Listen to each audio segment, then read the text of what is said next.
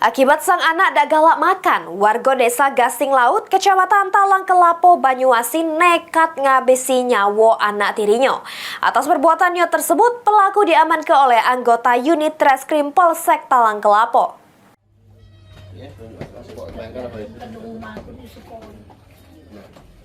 Bapak ini dari mana, Pak?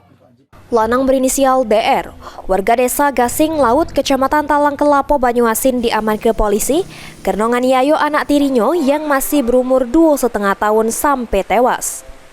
Tersangka berhasil ditangkap pas berada di rumah dulurnya. Berdasarkan pengakuan tersangka di hadapan polisi, tersangka menganiaya anak tirinya lantaran kesel anaknya dak galak makan.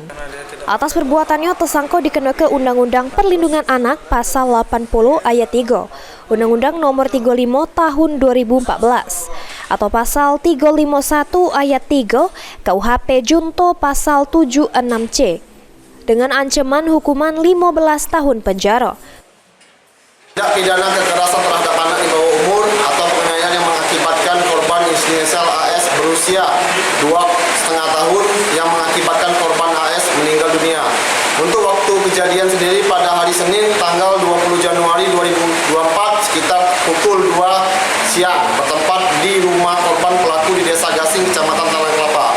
Untuk kronologis kejadian, di mana pelaku inisial DW adalah bapak tiri korban sendiri yang memukul korban sehingga mengakibatkan korban luka memar di bagian kedua belah bola mata, punggung, perut, dan dada yang mengakibatkan korban AS meninggal dunia di rumah.